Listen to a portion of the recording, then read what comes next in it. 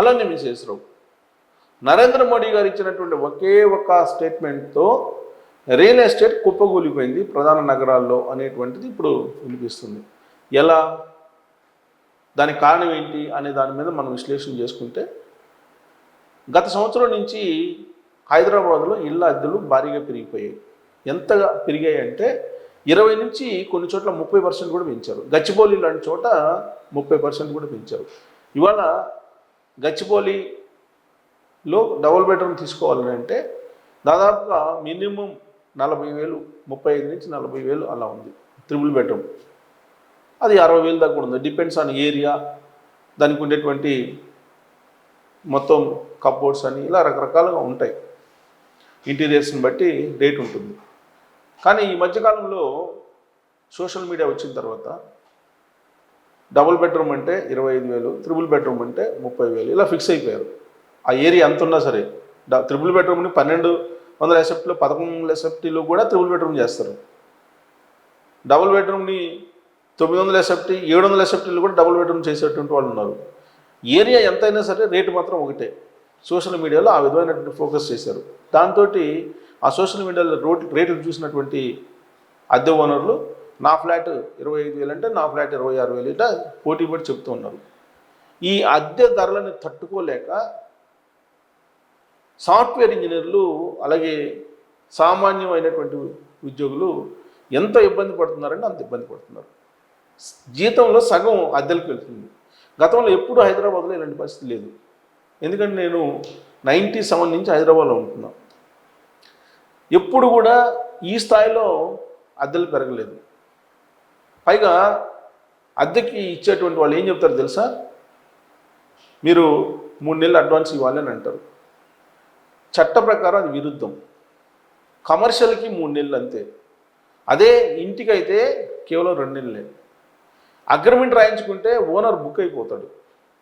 ఎందుకంటే 3 నెలలు అడ్వాన్స్ తీసుకోవటం అని అంటే అది చట్టరీత్యా నేరం. అది ఓన్లీ కమర్షియల్కి మాత్రమే 3 నెలలు. అదే హౌసెస్కి అయితే 2 నెలలే. 2 నెలలు అడ్వాన్స్ ఇచ్చి మీరు దిగిపోతారు అంతే. తర్వాత ఇంక ఇవ్వవసరం. తర్వాత రొటీన్గా నెల అయిపోయిన తర్వాత ఇస్తూ ఉంటారు. అంటే 1 నెల అడ్వాన్స్, 1 నెల రెంట్, 2 ఇచ్చి దిగిపోవాలి. ఇది చట్టం చెప్తుంది. కానీ ఇష్టానుసారంగా వాళ్ళు 3 నెలలు అడ్వాన్స్ అడగటం, ఇవన్నీ హైదరాబాద్లో వచ్చినటువంటి అత్యాశ వ్యవహారాలు. ఇప్పుడు డబుల్ బెడ్రూమ్ రేట్లు పెంచేసారు. 20 నుంచి 30% పెరిగిందంటే గత 3 సంవత్సరాల నుంచి ఐటీ రంగం, సాఫ్ట్వేర్ రంగం బాగుండడం కారణంగానే రెంట్లు పెరిగినాయి. ఈ సాఫ్ట్వేర్ రంగం ఇప్పుడు కుదేలైపోయింది. 3 సంవత్సరాల నుంచి ఓపెనింగ్స్ లేవు, ఇంక్రిమెంట్స్ లేవు, జాబ్స్ లేవు, ఉన్న జాబ్స్ పోతున్నాయి. అయినా కానీ అద్దె ఇంటి ఓనర్లు మాత్రం కండిషన్స్ పెడతారు. మీరు 2 నెలలు అడ్వాన్స్ ఇవ్వాలి, 1 నెల రెంట్ ఇవ్వాలి, సంవత్సరం తిరిగేటప్పటికి మినిమం 5 నుంచి 10% పెంచుతాము. ఎక్కడి నుంచి తీసుకొస్తారు? ఇలా పెంచుకుంటూ పోయి వాళ్ళ హైదరాబాద్లో ఉండేటువంటి సగటు ఉద్యోగి జీతంలో సగం రెంట్కి వెళ్తుంది. మరి మిగతా దాంతో ఎట్ట బతకాలి? హైదరాబాద్లో ఇలాంటి పరిస్థితి ఎప్పుడూ లేదు. గత 3 సంవత్సరాల నుంచే వచ్చింది క్యాన్సర్ లాగా. ఈ క్యాన్సర్కి ప్రకృతే విరుగుడు. కరోనా వచ్చింది. కరోనా వచ్చిన తర్వాత అద్దెలు మొత్తం తగ్గిపోయాయి, టూలెట్ బోర్డులు పెరిగాయి. ఇప్పుడు ఆర్థిక మాంద్యం వచ్చింది. ఇంకొక నెలలో మీకు ఇంటికి 5-6 కనపడతాయి టూలెట్ బోర్డులు. చూడండి మీరు కావాలంటే. మరి ఇలాంటి పరిస్థితి ఉంది. కానీ దీన్ని అర్థం చేసుకోకుండా రెంట్లు పెంచేశారు. అందుకని చెప్పి చాలామంది ఏం చేస్తున్నారు, యావరేజ్గా కొంతమంది 30,000, 40,000 రెంట్లు కట్టేవాళ్ళు ఇంకో 30,000 వేసుకుంటే అసలు ఈఎంఐ వస్తుంది కదని చెప్పి ఏదో ఒక హౌసెస్ తీసుకుంటున్నారు. స్టాండర్డ్ అపార్ట్మెంట్స్కి వెళ్తున్నారు. స్టాండర్డ్ అపార్ట్మెంట్స్కి ఎక్కడికి వెళ్తున్నారు? ఔటర్ రింగ్ రోడ్ వైపు వెళ్ళిపోతున్నారు. కారణం ఏంటి? వర్క్ ఫ్రమ్ హోమ్ అనౌన్స్ చేశారు కాబట్టి.